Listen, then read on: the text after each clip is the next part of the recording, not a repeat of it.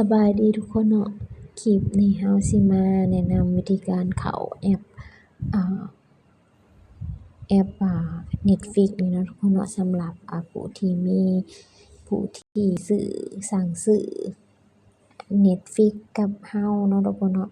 และมันเป็นเมลร้านเนาะทุกคนเนาะเพราะว่า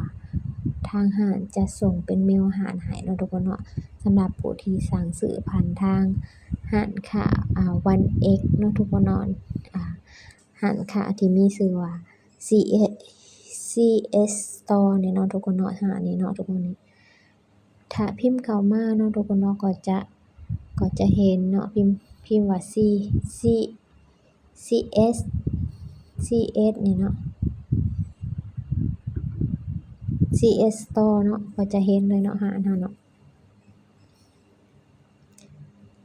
ทุกคนเนาะ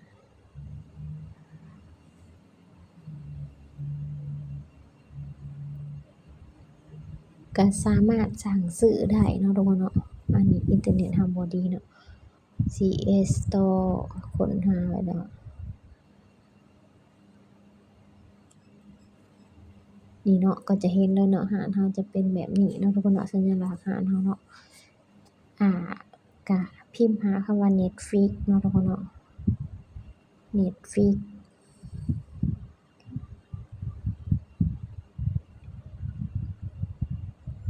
นี่เนาะก็จะขึ้นเลยเนาะทุกคน Netflix เนาะโอเคทุกคนเนาะหลังจากนั้นพอทุกคนสั่งซื้อแล้วเรียบร้อยเนาะทุกคนเนาะ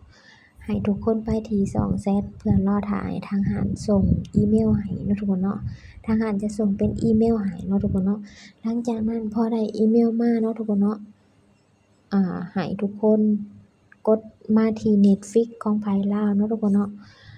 พอกดมาที่ Netflix ของไผลาวเนาะทุกคนเนาะหน้าตามันจะแบบนึงเด้อเฮาออกแต่ละระบบให้เบิ่งเนาะนี่หน้าตามันจะเป็นแบบนี้เนาะทุกคนเนาะนี่เนาะให้ทุกคนกดคำว่าเริ่มต้นใช้งานเนาะทุกคนเนาะพอเริ่มต้นใช้งานแล้วก็ให้ทุกคนไปก๊อบปี้เอาอีเมลที่ทางร้านได้ส่งให้เนาะทุกคนเนาะก็กดคำว่าเริ่มต้นเลยเนาะพอกดคำว่าเริ่มต้นเนาะทุกคนเนาะมันจะขึ้นว่าให้ใส่รหัสผ่านแต่ทุกคนบ่ต้องใส่รหัสผ่านเนาะทุกคนเนาะให้ทุกคนกดตัวนี้เนาะใส่รหัสสำหรับการเข้าสู่ระบบนี่เนาะกดส่งไปเลยเนาะพอเห็นแบบนี้เนาะกดคำว่าส่งรหัสเนาะทุกคนเนาะนี่เนาะส่งรหัสเฮาส่งรหัสสำหรับการเข้าสู่ระบบไปที่อีเมลนี้เนาะทุกคนเนาะหลังจากนั้นทางร้านเฮาก็จะให้รหัสมาเนาะทุกคนเนาะรหัสสามารถใช้ได้หมดอายุภายใน15นาทีเด้อทุกคนเนาะก็จะทางร้านจะให้รหัส4หลักเนาะทุกคนเนาะให้มาใส่กรอกมาใส่แล้วเฮาก็ใส่ไปเนาะก็สามารถเข้าได้เลยเนาะทุกคนเนาะแบบนึงเด้อเฮาสินี่เนาะถ้าทางร้านส่งรหัส4หลักมาเนาะทุกคนเนาะเฮาก็สามารถกดเข้ารหัสได้เลยเนาะกดเข้าแล้วก็สามารถเบิ่งได้เลยเนาะทุกคนเนาะก็เลือกว่าเจ้าของเป็นเป็นไผนะทุกคนเนาะเป็นใช้งานทุกมื้อหั้นนะทุกคนเนาะโอเคเฮาสิพามาเบิ่งถ้าสมมุติว่าทุกคนใส่รหัสอีเมลที่เฮาส่งไปแล้วเรียบร้อยนะทุกคนก็ให้ทุกคนเลือกช่องที่เจ้าของสมัครมาเนาะทุกคนอย่างเช่น3มื้อเนาะทุกคนเนาะเจ้าสมัคร3มื้อเจ้าก็เลือก3มื้อเนาะทุกคนเนาะและจะขึ้นแบบนี้เนาะทุกคนเนาะทางร้านเฮาจะส่งให้ก่อนหน้านี้แล้วเนาะทุกคนเนาะจะขึ้นแบบนี้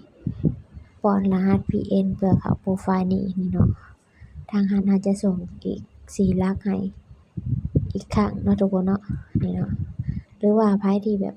สมัครเดือนก็รายเดือนก็ใส่รหัสPINคือเก่าเนาะทุกคนเนาะแต่บ่แม่นรหัสที่เฮา ส่งทางอีเมลเด้อบัดนี้ค่ะรหัสใหม่อีกตัวนี้รหัสที่เฮาที่รหัส PIN ที่เฮาส่งให้ก่อนหน้านี้แล้วรหัส4หลักเนาะก็จะเป็นประมาณนี้นะทุกคนถ้าไผสมัคร1มื้อก็ให้กดคำว่า1มื้อแล้วก็ใส่รหัสไปเนาะทุกคนเนาะโอเคทุกคนเนาะสำหรับวิธีการเข้า Netflix อ่าของห้าง CS Store ก็มีเพียงเท่านี้เนาะไผที่บ่เข้าใจหรือว่ายังงงๆจงๆบ่เข้าใจอิหยังเลยก็สามารถสอบถามมาได้ที่ช่องแชตหรือใต้คลิปวิดีโอนี้เนาะทุกคนเนาะ